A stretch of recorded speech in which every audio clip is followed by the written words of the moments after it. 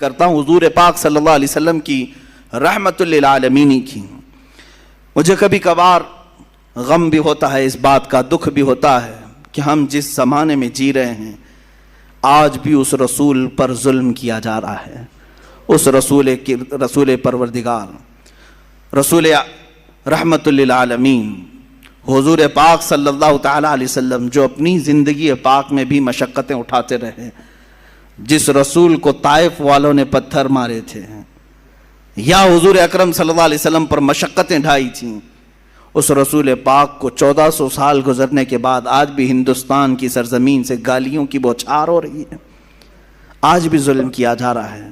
پھر بھی دنیا یہ کہتی ہے کہ یہ دہشت گرد ہے.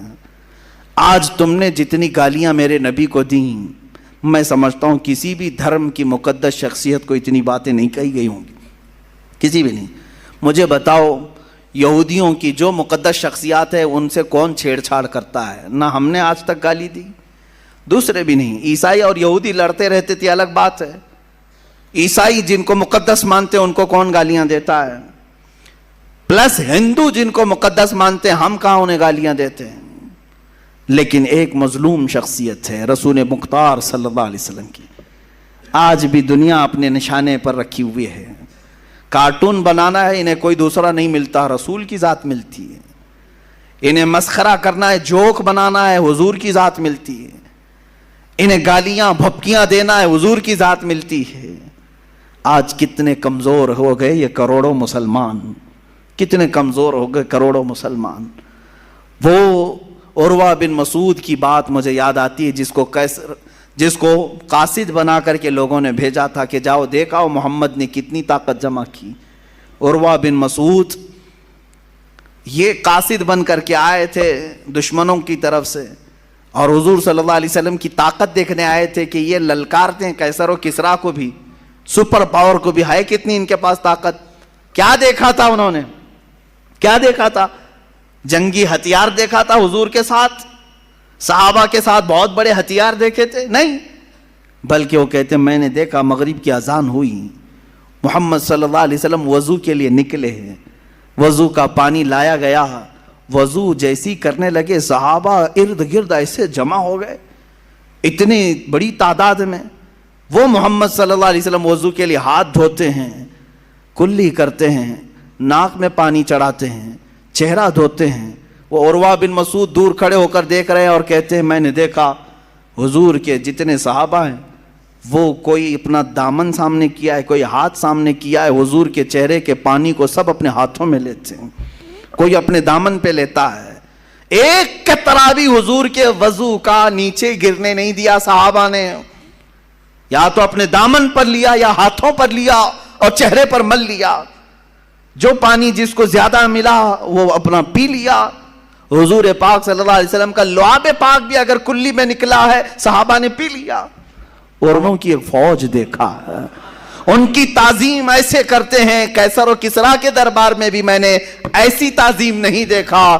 ارے وہ دیوانے ایسے ہیں محمد صلی اللہ علیہ وسلم کے وضو کے قطرے کو بھی گرنے نہیں دیتے. ان کے ناک کا پانی، ان کی کلی کا پانی، ان کے جسم کا پانی اپنے بدن پر لیتے ہیں، ہاتھوں پر لیتے ہیں، چہرے پر مل لیتے ہیں. یہ قوم کب رسول کا خون گرنے دے گی؟